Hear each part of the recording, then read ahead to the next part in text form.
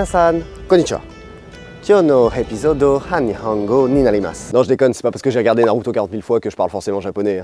L'histoire de Nissan est assez compliquée, donc je vais faire au plus simple. Dans les années 30, Nissan est lié à une des plus anciennes marques du Japon, Datsun. Pour éclaircir un peu le truc, Nissan, c'est le nom du groupe industriel, et Datsun, celui de la marque automobile. Finalement, en 1983, Datsun disparaît, et c'est Nissan qui devient une marque mondiale. C'est assez important que je vous parle de Datsun parce que c'est cette marque qui a lancé la série Z. Ok, let's go. La Datsun 240Z est la première de cette génération. Ensuite, on a eu la 260Z, la 280Z, petit arrêt au stand, Nissan remplace Datsun, et c'est reparti. La 300ZX, la 350Z et la 370Z. Sur ce modèle, il y a eu 3 phases avec à chaque fois un léger stylage. Aujourd'hui avec nous une phase 2, et à l'époque vous aviez le choix entre 3 versions. La version base, la version pack et la version Nismo. Ici, l'intermédiaire, la version pack. Par rapport à la version de base, vous aviez des jantes en 19 pouces, des sièges cuir tissu et un écran multimédia avec caméra de recul. Je fais juste une petite pause probabilité parce que... voilà.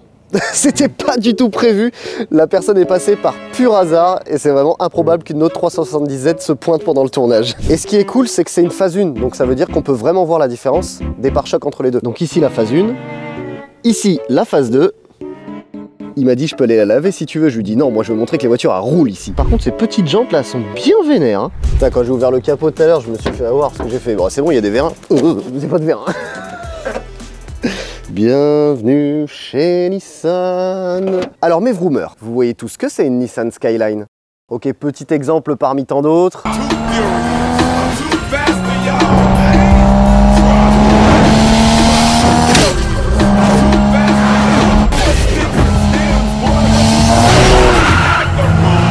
Eh bien, la toute dernière Nissan Skyline, la R35, partage la même base moteur que la 370Z. Oui, on peut dire que c'est une mini Skyline GTR. On a donc un V6 3,7 litres atmosphérique de 328 chevaux et 363 Nm de couple. Oui, alors petite précision, la R35, pourquoi elle est si puissante? C'est tout simplement parce qu'il y a 2 turbos en plus là-dedans.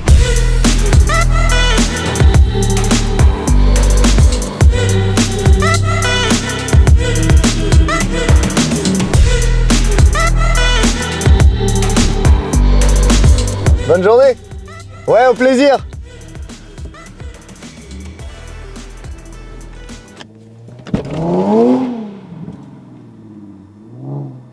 Ah, ça marche bien. Hein. Ça claque avec une ligne. Ça claque avec une ligne, ouais. Ah, c'est clair. Quand on rentre dans cette voiture, on s'attend quand même à un caractère assez sportif. Et en fait, quand on regarde dans le détail, ça tient plus d'une GT. Vous avez des fauteuils cuir tissu, j'aurais pas dit non pour des sièges baquets. On peut aussi croiser un peu d'Alcantara. En regardant le tableau de bord, on se dit tiens, 3 manomètres. Le premier pour la température d'huile, plutôt cool. Le deuxième pour le voltage de la batterie. Et le troisième, bah ça donne juste l'heure.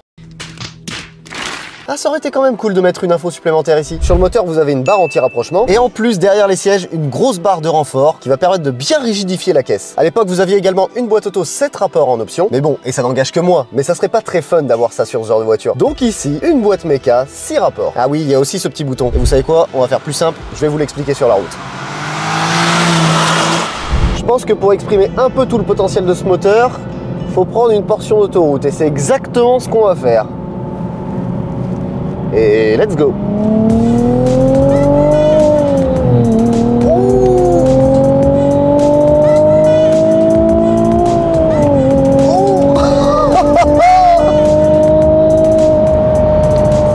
Oh le son. Oh, j'espère que vous l'entendez parce que là ce petit V6 il est très agréable. Allez, on se calme.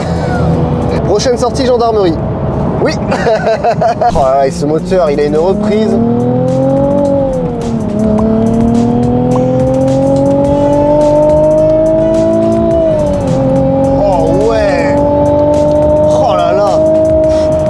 Atmosphérique, de toute façon, si on veut kiffer, il faut absolument aller dans les tours. C'est fou. Ce moteur, vraiment, là, tu l'entends à 4000 tours. Il se lance et ce bruit, écoutez. Oh là là, ce V6, mais c'est incroyable. Quel boulot. Tu m'étonnes qu'ils l'ont gardé pour la GTR. C'est marrant parce que la boîte de vitesse, tu sens que c'est un peu des rapports à l'ancienne, tu vois, genre...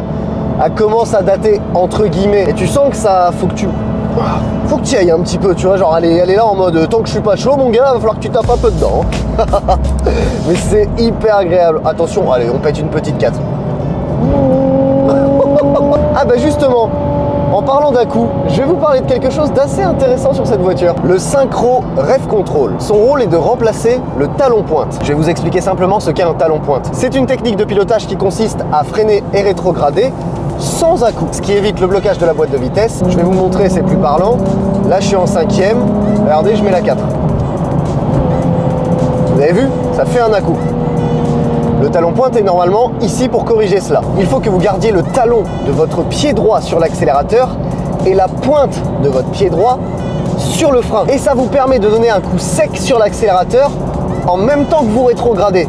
Et ça évite cet à-coup. Alors c'est vraiment pas une technique qui est simple à réaliser, surtout sur des voitures de tous les jours, des voitures conventionnelles où les pédales d'accélérateur et de frein sont assez espacées. Et bien justement, Nissan, avec le Synchro Rev Control, il te suffit d'appuyer sur le bouton et ça remplace ton talon pointe.